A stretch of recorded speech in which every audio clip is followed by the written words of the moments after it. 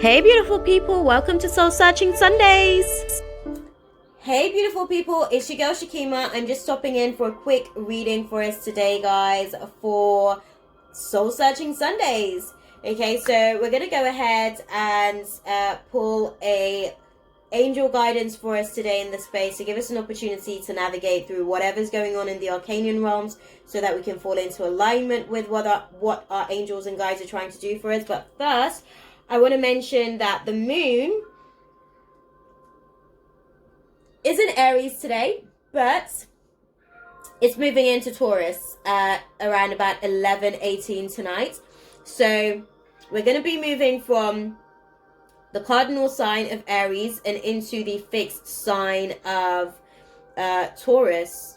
So it's going to be really, really intense sort of energies as we navigate through the space for us to go from a fiery energy to an earth-based energy. So it means that the things that we've been, putting into motion, the things that we've been actioning are actually going to start stabilizing as we navigate through the week that is coming for us. So there's definitely a lot that's kind of taking place in this particular situation and dynamic.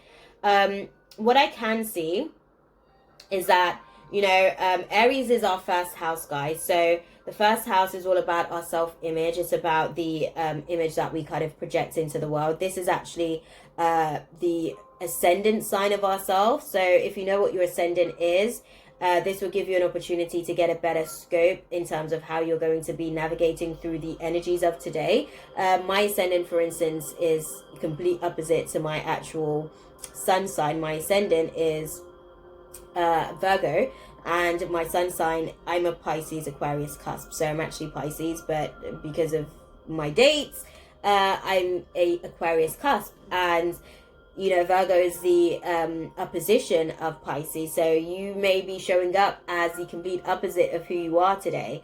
And those are some of the things to be mindfully aware of as these moon cycles and transits kind of occur and shows up. What I would say as well, the organs that are being impacted by today's moon transit are the head, teeth, tongue, and arteries. So we've got the crown, the heart, and the throat chakras being activated as we navigate through the transits of today, but also equally being activated when the moon goes into Taurus at 11:18 tonight are the neck, vocal cords, throat, and thyroid glands. So we're getting significant throat chakra activation today, guys. Significant throat chakra activation today. And considering that Mercury is in retrograde, communication, guys, is going to be absolutely key. Absolutely imperative that we are aware. The only way that we're going to get aware is to be open in our heart space, is to be open in our heart center, because our mind is only focused on its fixed perspective, and sometimes we can't be completely aware of how we show up in other people's experiences. We're just fixed and focused on our intentions, but our heart, if we can sit in our heart center and allow for ourselves to be open, it allows for us to be a lot more compassionate about other people's experiences of us, as well as the experiences that we're having of others as well, as we navigate through the transits of this scope. It's going to be a lot for us today. I know I say that all the time, but there's going to be a lot of communication that is going to be taking place today. Just make sure that this communication is happening from like a heart-to-heart perspective versus a mind of the egos or a clash of the egos, because everybody's wanting to put their own personal viewpoints across. If you are going to be having conversations that may be a little bit touchy, go into the space intending to resolve the conflict versus being right about the situation or your perspective. Because if you want to resolve the conflict, you may give yourself an opportunity to expand your perspective by being able to see the other person's experiences and what they're kind of navigating their way through as you kind of, work together collectively as a team, whatever the relationship dynamic is, friendship, romantic partnership, parentship, business ship, whatever it is, whatever ship you guys are, voyaging on. Just make sure that you guys can clear the path for yourselves, because there will be icebergs that will show up. You don't want to sink like the Titanic. You want to effectively be able to see the icebergs ahead, and the only way to do that is to have open dialogue so that you guys can actually communicate what you see with and from each other as you experience each other in these relationship dynamics. Okay, beloveds? So we're going to go ahead and get straight into the reading for us for today, guys, to see what's actually transpiring for us. Right, let's have a little look. One of the things that I do want to say for us as we navigate through this space is that there will be some things, again, we're going through purging what's going on in our solar plexus. So there will be some stuff that may show up for us as we navigate through the process of the weekend, because I just felt that. So I felt the need to like put that across to whoever needed to hear it. There may be some things that you're carrying in your solar plexus. There may be some things that you're procrastinating on, that you're holding on to in your heart center, and it's overflowing into your solar plexus. So you might want to do some work. Remember the stuff that I taught you guys. Do some work and pull the cord of whatever it is that, you know, you're trying to let go of from your solar plexus. Because it's an exit point for the avatar, but you can move the energy of it through from your heart chakra. Okay, beloved?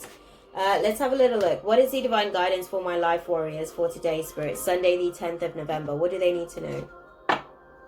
So all you need to know is that the past has dictated that it's really up to you. Okay, you may be the one that's mature. You may be the one that may not be so mature, even navigating your way through the situation, but you can only change yourself.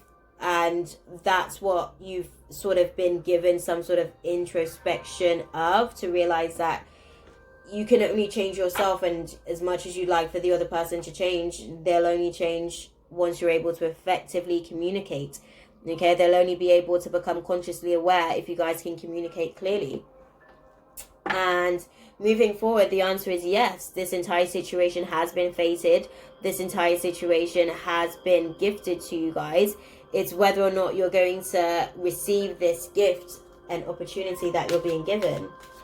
What is the divine guidance, Spirit, for my life warriors for today, Sunday, the 10th of November? What do they need to know? Okay, within the next few months.